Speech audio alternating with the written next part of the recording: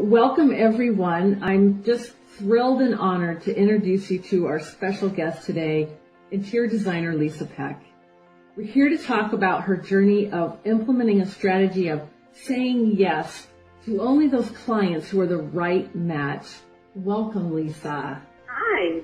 So I've got to tell the audience a little bit about your magnificence before we start diving into how you focused on the strategy of targeting to the right match of client.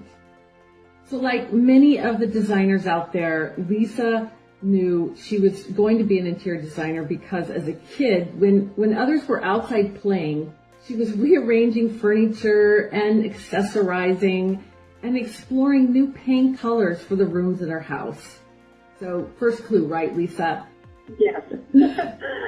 After graduating from Iowa State University, she got her feet wet with several other firms and learned the ropes of being a designer and running a small business before starting Lisa Design with a partner in 1995 and Lilu Interiors as only principal in July 2008.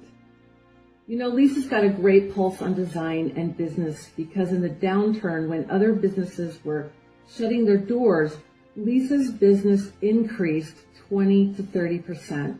I mean, that is a testament in a downturn or no downturn. That is something to achieve. Her curiosity for creative expression oozes into everything she puts her mind to: radio, TV, news shows, magazine, blogging. Lisa's dream of entering new markets came to life in 2014, expanding to North Carolina with new sites on California, Arizona, and New York.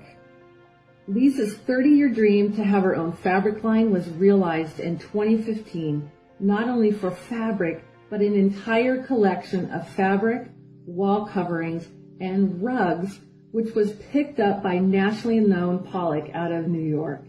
And look, she's called her collection Sylvie and Mira, which are the names of her two children. Lisa's got full part-time designers on staff, plus part-time support in administrative, marketing, PR, and financial areas. And all of this while being a wife and mother of two girls. She leads a busy life and active life in the growth of her family and leadership in the community. We're so excited to have you here. Welcome, Lisa. Thanks. I'm glad to be here.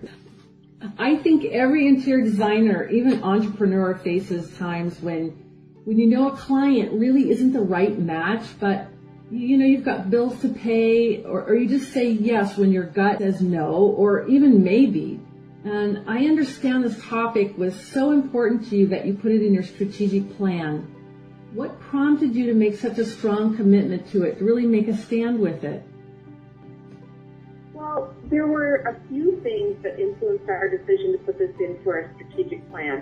One was just hard costs. Working with clients that weren't aligned with us led to miscommunications, and sometimes expectations weren't being met. And so that cost us money.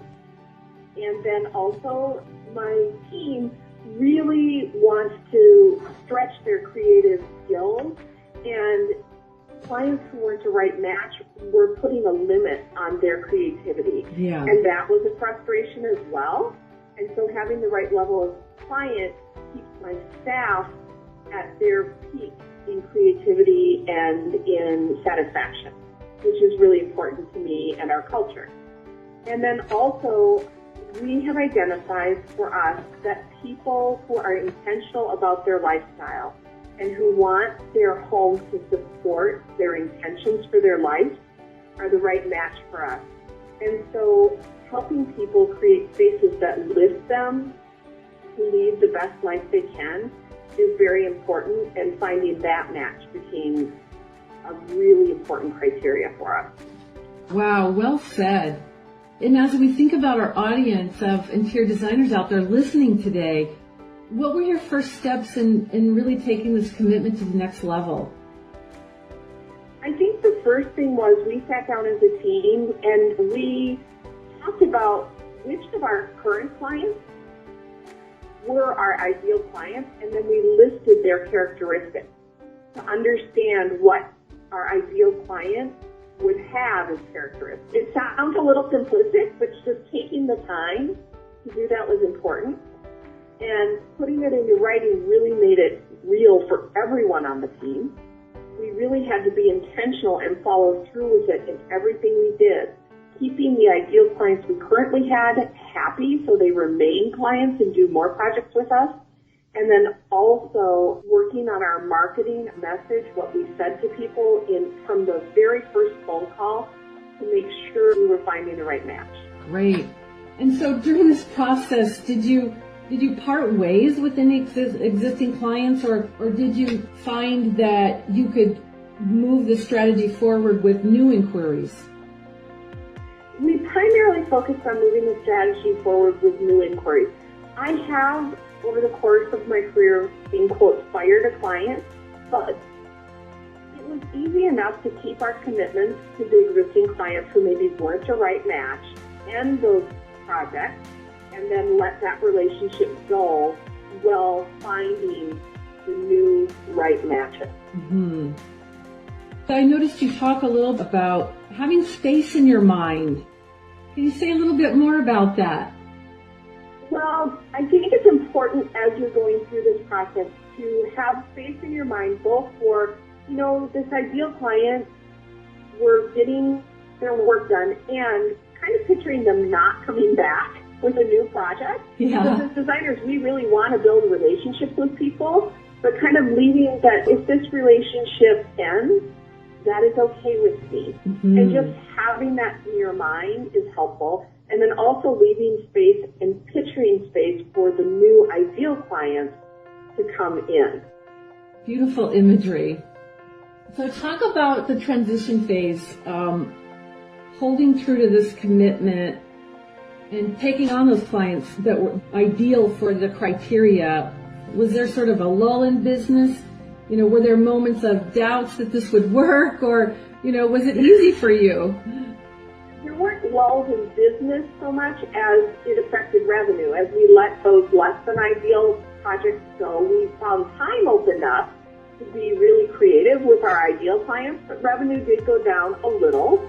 It was very temporary, but it was scary to say no to people who weren't ideal during that time, and to kind of walk yourself mentally through the fact that would allow you to do better work for the ideal client, and to just let that go.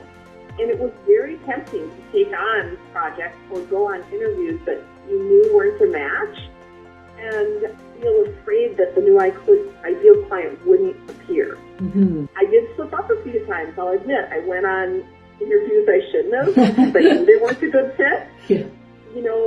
I had to think about how important it was for me to have my co-workers and myself to have balance in our lives. So taking on less than ideal clients creates imbalance because they take as much or more time than an ideal client, and really fighting the sense too that I love to be helpful to everyone, and there were just some people that I would have to say no to. Yeah. And that can be hard. Yeah. So it sounds like really the more difficult time with this, the transition, was internally, where it was kind of a commitment to yourself to say, no, this is the right way to go. The old way was fine, but this is going to be even better. Yes, it's developing a new habit, right? Yeah. I can pass this person on to someone else, and anytime you're trying to develop a new habit, it can be challenging. And I guess that's the next question is, what were some of your practices to really kind of keep trusting and holding the course in those moments where you might slipped up? But obviously you got past the hurdle of it. And what were some of those practices? I did a lot of visualization. I did some kind of art journaling type exercises to remind myself, and hung those right in front of my phone in my office, so when somebody would call, I had a little sign that said, it's a match, it's a match, it's a match, because I had 3 criteria that we said, if it doesn't match all 3 of these, we're not even going to go on the interview. It was an actual visual reminder of what I wanted to achieve. That helped. And I wrote myself permission slips. You have permission to refer this person to someone else will take good care of them. you have permission to be intentional about your business and create a perfect match. What are you noticing are the benefits? I think I touched on the benefits a little bit, where we have more creative time for the clients who are an ideal match, and that's huge. We can take the time to be collaborative with each other and to really get into that creative thinking instead of feeling like we're just cranking out design work. And we have better projects that are a better financial match with us. Feel like our communications with our clients are clearer just because we are coming from the same starting point.